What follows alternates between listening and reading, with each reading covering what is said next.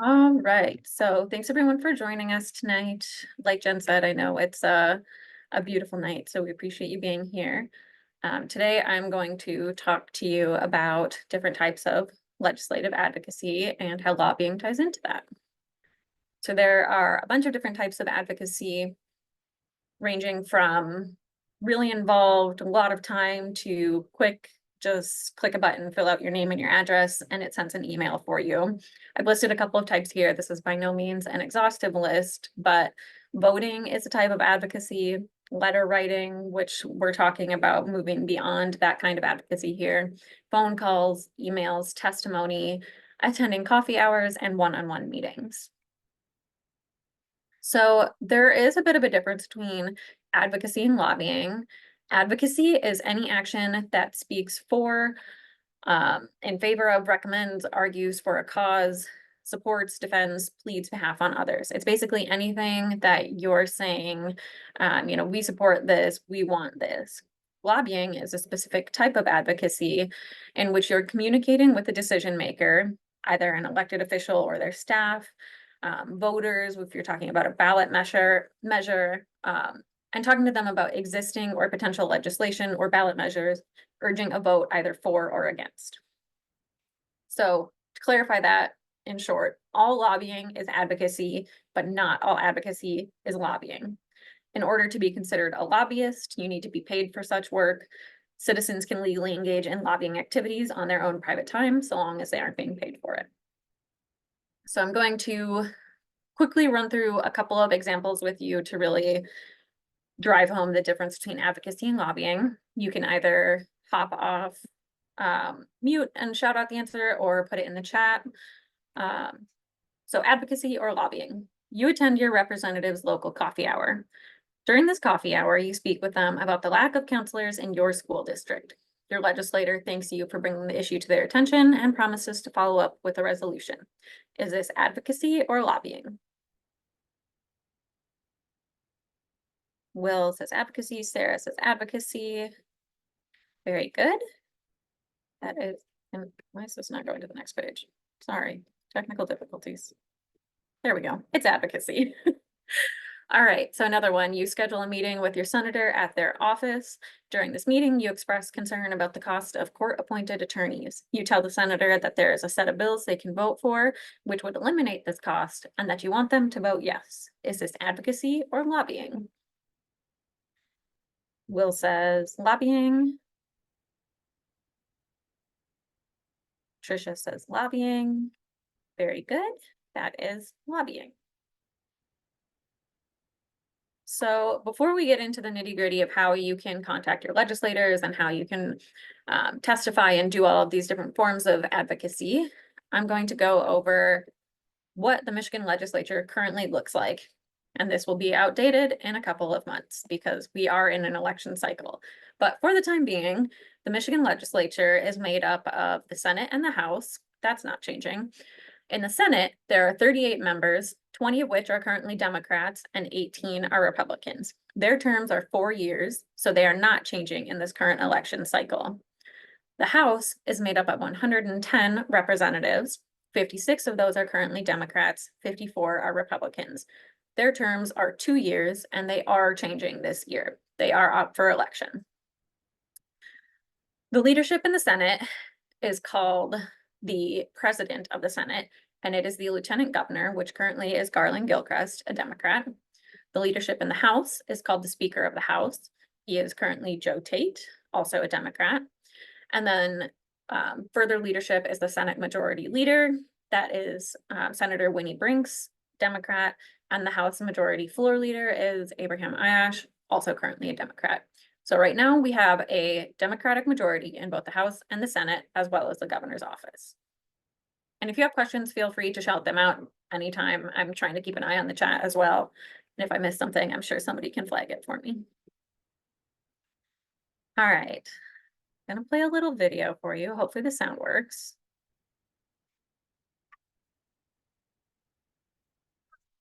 Sure gotta climb a lot of steps to get to this Capitol building here in Washington. Well, I wonder who that sad little scrap of paper is. I'm just up, you know. Yes, I'm only a bill. and I'm sitting here on Capitol Hill. Well, it's a long, long journey to the capital city. It's a long, long wait while I'm sitting in committee, but I know I'll be a law someday. At least I hope and pray that I will. But today I am still just a bill. Gee, Bill, you certainly have a lot of patience and courage. Well, I got this far. When I started, I wasn't even a bill. I was just an idea.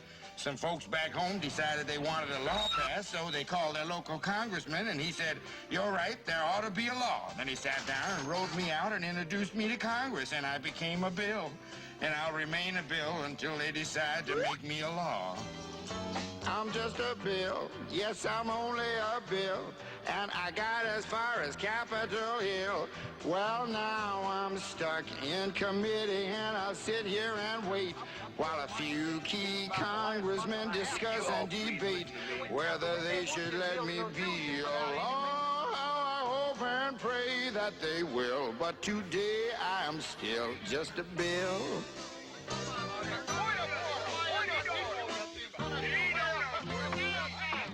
Listen to those congressmen arguing. Is all that discussion and debate about you? Yeah, I'm one of the lucky ones. Most bills never even get this far. I hope they decide to report on me favorably, otherwise I may die. Die? Yeah, die in committee.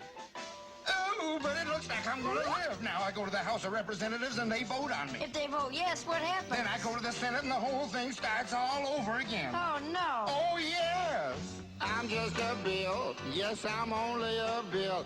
And if they vote for me on Capitol Hill, well, then I'm off to the White House where I'll wait in a line with a lot of other bills for the president to sign. And if he signs me, then I'll be a law. How I hope and pray that he will. But today I am still just a bill.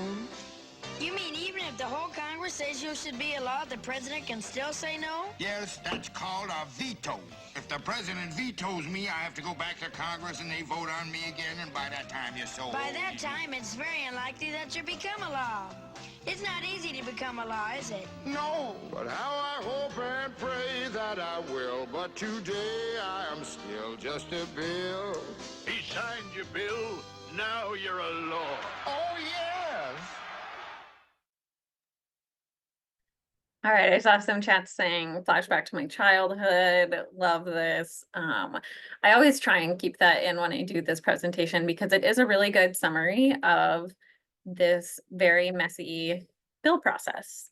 So that song specifically talks more about the federal bill process, but it is very similar to the state bill process. And I'm sure you heard the line in there that he might get stuck in committee where he'll sit there and wait. He might die in committee, and we are all too familiar with that. But the hope is that if we get more people advocating strongly, that we won't have bills that sit in committee and die and wait. So I'm going to walk you through the process of the bill from idea to being a law. And I'll go through it kind of quickly just because we did watch the video and I think you all have some idea of how a bill becomes a law, and it's not super necessary to know in great detail when we're talking about how to advocate. So this first part here, you get an idea, you think, this is great, more people should be doing this. Why isn't this a law? You organize, you find a group of like-minded people, they all say, this is great, let's make this a law. Then you go to the legislature, you find somebody who's elected that thinks similarly and is like, yeah, I'll take this on. We call that a bill sponsor. They take it and they run with it to, I have written here LSB, that stands for the Legislative Services Bureau. They write the bill so that it lines up with Michigan law because they're the experts in all of that. They send it back to the legislator who then reviews it and says, yeah, this looks good. No, we need some changes. That's typically done in coalition with the partners on the ground. So a lot of times when the legislator gets the bill draft back, they'll say, hey, does this look good to you? Is this what you were hoping for? And it goes through a couple of rounds of revision, and then it gets introduced, what we call read into the House, and then referred to committee.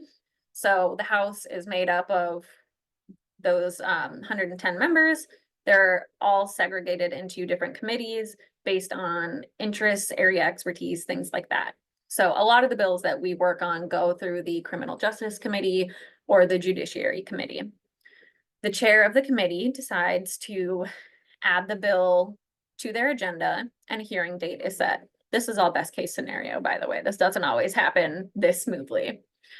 Chair adds it to the agenda and a hearing date is set. Then there's the opportunity for testimony. And this is one of the advocacy types that we'll be talking about shortly here. After testimony, the committee will take a vote. Again, assuming all goes best case scenario, everybody votes yes, and it goes to the floor. At the floor, all of the House members will have an opportunity to vote on it, not just the committee members. And assuming it passes the floor vote, it goes over to the Senate and does the same thing again.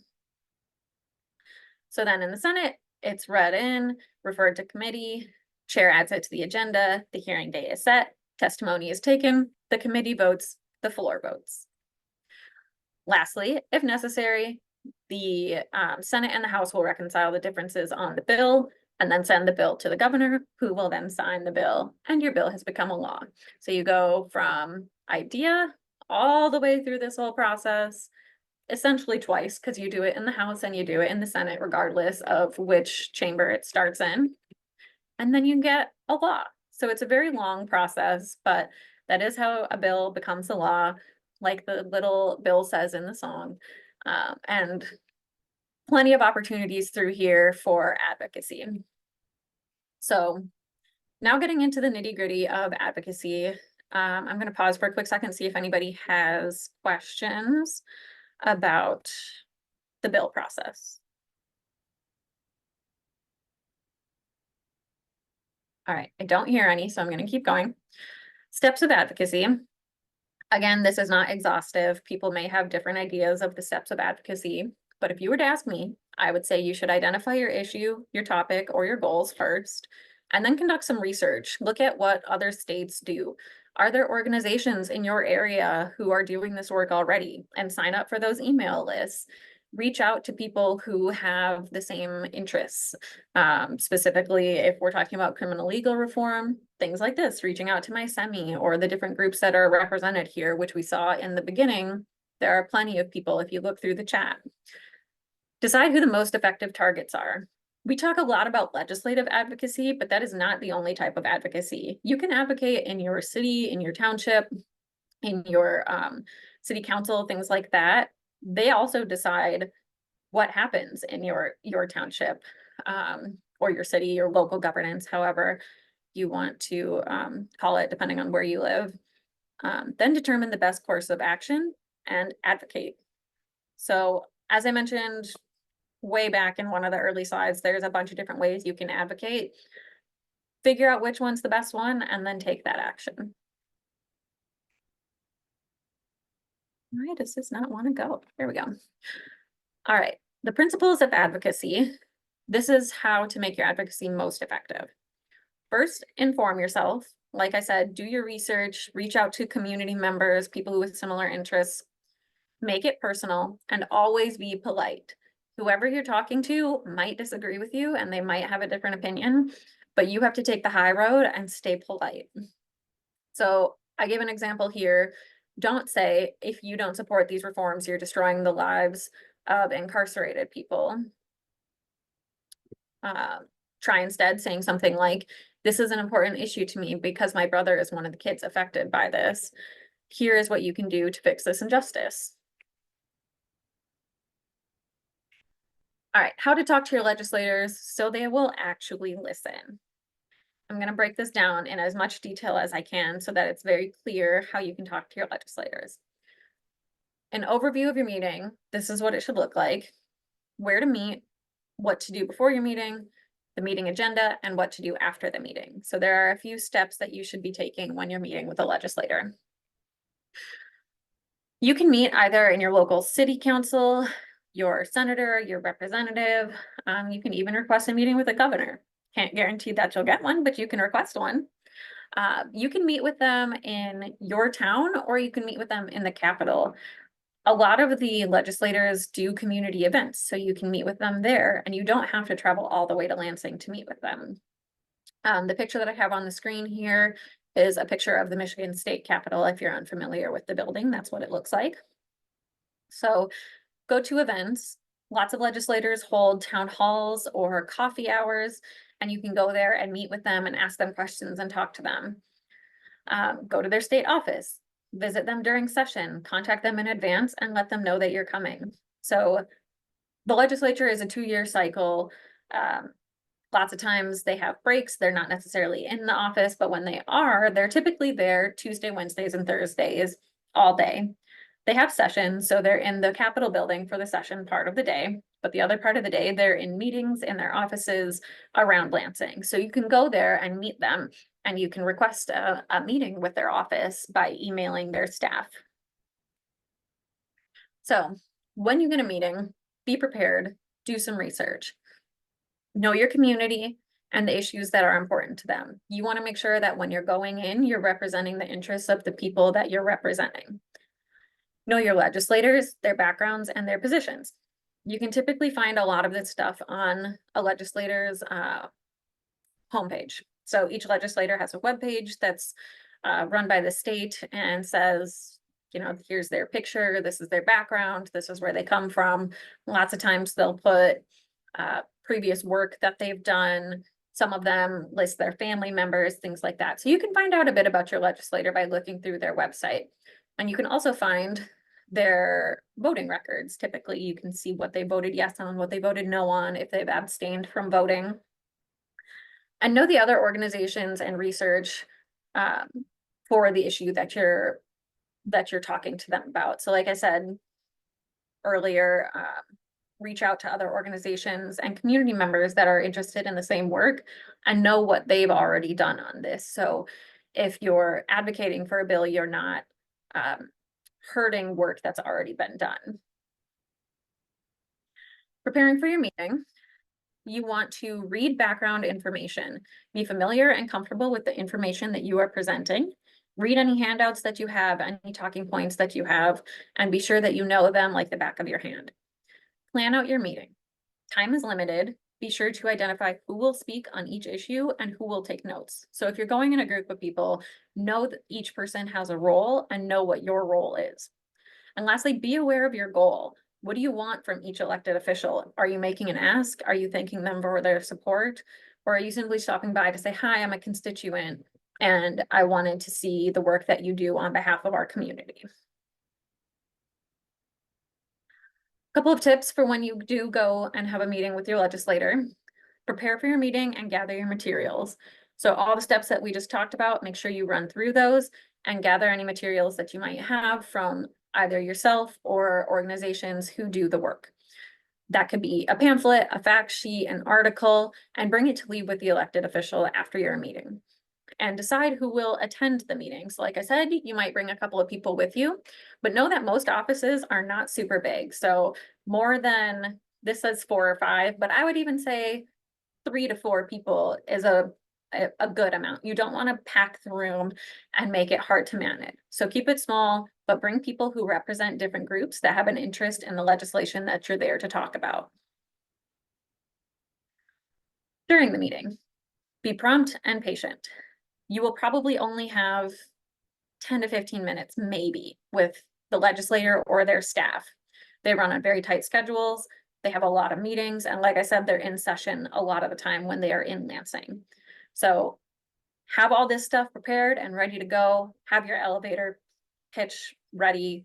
Keep it short and be polite. Don't ignore the staff. Their staff are very influential with their bosses. They can be great in relaying information.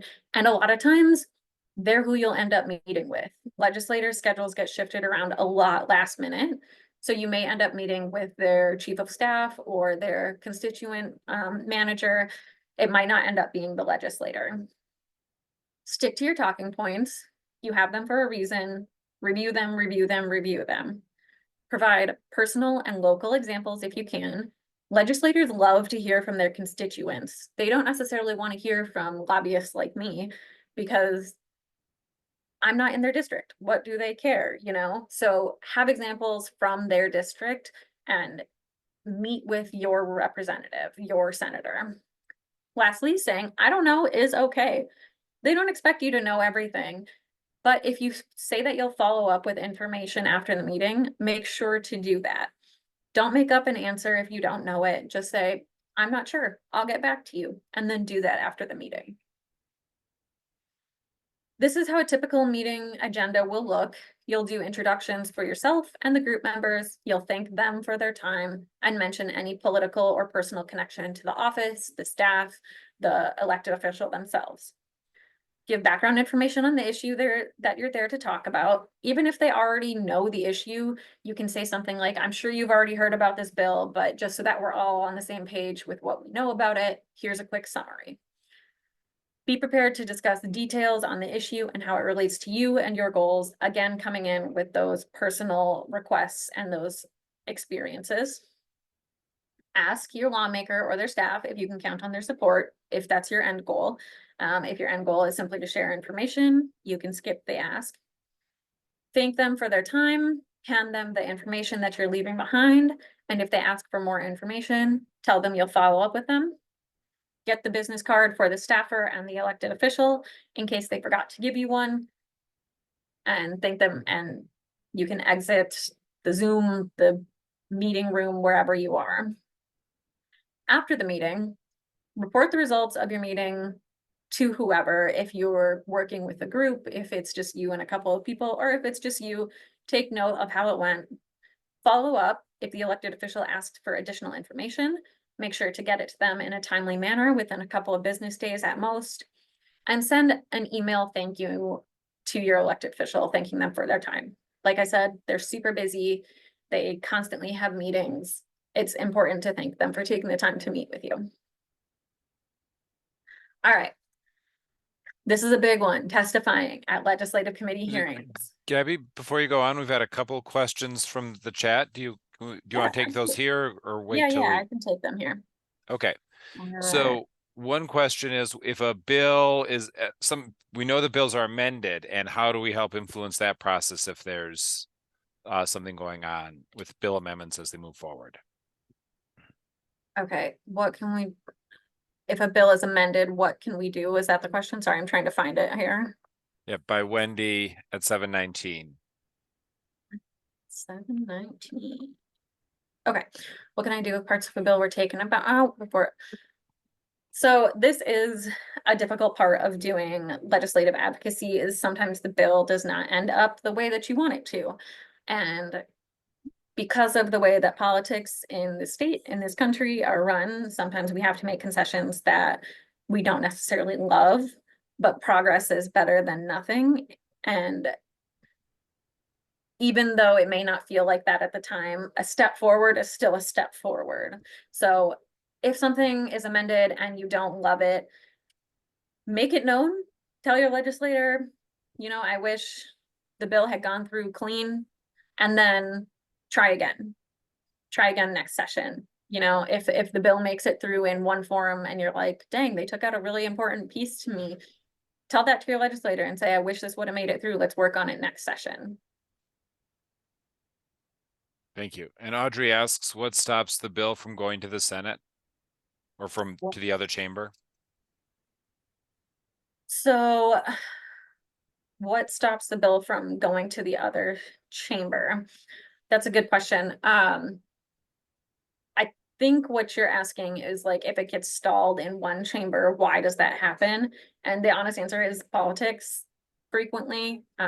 Just a lot of the time, you might get it through with the votes in one chamber, and then the other chamber will say, yeah, we don't have the votes for that. We're not going to take it up. Or you might get it through committee and then it gets to the floor in one chamber and you don't have all the votes on the floor. So it could just be a matter of if the votes are there or not. Thank you. And Caitlin, I'm not sure if this fits here, but Caitlin asks if they could meet with their legislator about a probable cause conference being missed during a trial. Or is there somebody better to address legal issues like that with? That's a good question. You could meet with your legislator on it, but they probably are not the best person to reach about that, just because they don't really have any power in court cases. that, I would say reach out to a lawyer, honestly. If there's a lawyer you're already working with, reach out to them. If not, I think the website is michiganlegalhelp.org, maybe. I'd have to double check, which I can do after this. But there's a legal help website that can direct you to lawyers who are able to help. Thank you. That's the questions we had so far. Okay, thanks for flagging this for me, Chuck. I stopped monitoring the chat. It's hard to do all of them. Okay, oh, I saw another one just come in. What about special elections and why do we have them? So we have special elections when a seat is suddenly open. So we had special elections earlier this year because 2 House seats suddenly became open when in the previous election, House representatives ran for a seat outside of their representative seat and they won, so they had to relinquish their representative title and move to I'm forgetting what they went to, mayor? Mayor. Is that what they went for? They went for mayors and they got it. So then their seat was suddenly open and it needed to be filled. So that's why we had that special election. All right, I think I only have about 10 more minutes left, so I'm gonna try and fly through the rest of this. Testifying at legislative committee hearings. This is like the fun and scary part for a lot of people. So legislative hearings. When a bill is introduced and sent to committee, then they get a hearing. If you remember way back from our video and we get the hearing. That is when testimony is taken, and testimony in this sense means giving information on the bill. It's not necessarily testimony like you think there's, you know, the jury and the one person standing at the podium. It's not like that. It's more information sharing and question answering. So in preparation for a legislative hearing, you can write testimony, you can give oral testimony. We'll go over what to expect at the hearing and how to handle tough questions. Written testimony can be given in person or provided to the clerk via email, and you can also send it to committee members prior to the hearing. An oral testimony is given at the hearing. For written testimony, you want to keep it 1 to 2 pages at most, make enough copies for the committee, the policy staff, and the clerk. So you can go online to the committee page and see how many people are on that committee, and then add 5 to 7 extra copies just to be safe. If you have data, cite your sources. Headings, if you have multiple points, you want to make it as clear and concise as you can. Address it to the committee, include the bill number and your position, and include your contact information. So you want it to look something like this. You can see if you're with an organization, you can use the branding. If you're not, you don't have to have anything up in the header there. I have addressed it to House Criminal Justice Committee. This one was apparently from June 6, 2023 for House Bills 4474 through 4477, and we opposed the bills. I took out all the testimony in the middle because I didn't have enough space, but you can see the text from your testimony would go in the middle there, and then you sign your name, your title if you have one, and your affiliation, your email, and your phone number. So you want them to be able to contact you if they have any questions. You want to keep it clear and concise, and note all of the information addressed at the top. If you're giving oral testimony, you'll want to thank the committee chairman or chairwoman and the members of the committee for giving the bills a hearing and allowing you the opportunity to testify.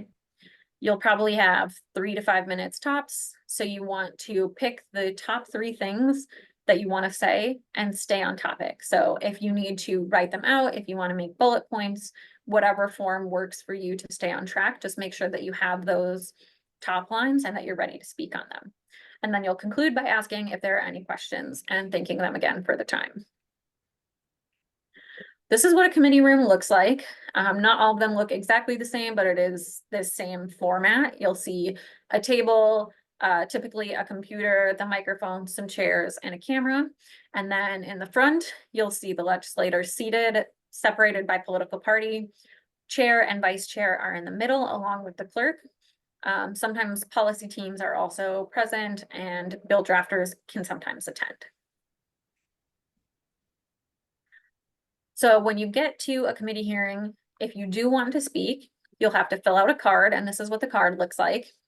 You'll write the committee at the top. So again, criminal justice or judiciary are usually ours. The date and the bill numbers that you're wishing to speak on. If you want to speak, you check yes. If you just want your position noted, but you don't want to speak, you check no. And then you put your position. So support, oppose, or neutral. And then you can request the time needed. Typically, like I said, you'll only get 3 to 5 minutes tops. So you can say that you want 10 minutes, but the chair might just say, we're stopping at 3. Then you'll write down your name. If you're representing an org, you put that. If you're just a citizen, you don't have to say who you're representing because you're just representing yourself. Provide an email, a phone number, what city you live in, and if you're from Michigan, write Michigan. If you're from out of state representing someone else, then write that. And again, provide any copies of your testimony to the clerk and try and find a seat. You can't see the seats in this picture. So the seats are like closer to us in that picture. Try and find a seat somewhere along the aisle so that you can quickly get in and out when you're called for testimony. This is what an agenda might look like. They will typically print it off and put it outside of the doors. So you can see this was a criminal justice committee. Rep. Kara Hope is the chair. It was held on June 18th in 2024 at 9 a.m. And it was in room 519, the House Office Building in Lansing. This bill or this agenda only had 2 bills on the agenda. One was medically frail parole, and the other was protection for rights to free expression. So the chair determines the order, of testimony and has the discretion to provide unequal amounts of time. So someone might get 15 minutes to testify and you might get 2, and it feels unfair, and that's just kind of the way that it goes. All right, so handling tough questions. If you're speaking on a criminal legal reform issue, you will probably get some tough questions. It's important just to remain calm, take a deep breath, and try not to respond out of anger or panic. Just try and keep yourself calm. Don't make things up. Say you'll get back to them if you don't know the answer. Going back to what we said earlier, it's okay to say that you don't know.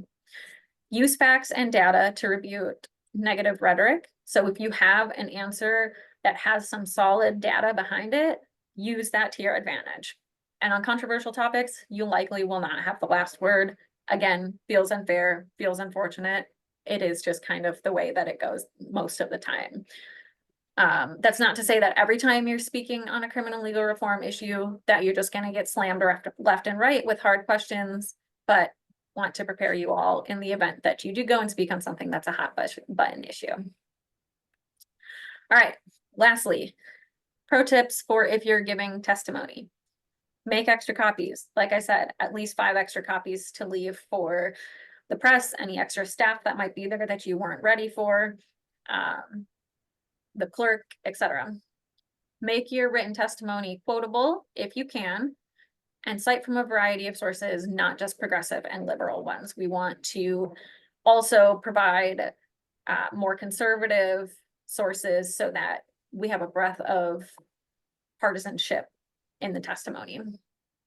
If you provided written testimony and you plan to testify orally, say for the sake of time, I won't read my entire testimony because you have it in front of you, but I want to highlight a few things and then refer to those couple of points that you've written down, bullet pointed, however, and just go over those couple of things. Like I said, you'll only have a few minutes, so you want to really make the best use of that time and highlight the most impactful parts of your testimony. If you have written your testimony, provide a copy to a colleague or a friend who can live tweet and quote your testimony so that you can spread the word publicly. Oh, like I said earlier, I have it here, I guess. Find a seat close to the aisle if you plan to testify so that you can pop in and out quickly without having to fumble over a bunch of people getting out of the row. And lastly, this is an important part. What you put on your submission card and your written testimony is public record. So don't put anything on there that you don't want to be made public. They scan it in and they put it on the government website saying this person supports this bill or this person opposes this bill, and here's their written testimony. So just a note of caution that everything there will be made public. So put out there what you want and nothing that you don't. All right, I think I made it just under time. Any questions? I do have a quick question for you, and it is, like, I know that I think our conversation is about bills, so correct me if I'm wrong, but I would just like to know, like, if you're not going to go the bill route and you want to do the signature way, like, what is the difference in protocol, really quickly, if you can? I don't know that I can answer that quickly because they are super different. So I think you're I was referring just to, thinking, I yeah, didn't want to yeah. take up a whole bunch of time. No, you're fine. I think you're referring to a ballot measure, gathering signatures to get something on a ballot. Ballot Yes. measures are super costly and super time intensive. So the protocol is really different because you're going to have to gather a ton of signatures to get something on the ballot. And you have to make sure that all of those signatures are verifiable and valid. It's just a totally different process than legislature. So I would say if you're interested in talking about that, we can connect offline and I can give you a better rundown there. And we actually have some people on our team who are much more knowledgeable about ballot measures than I am. But yeah, they're super different processes. Thank you.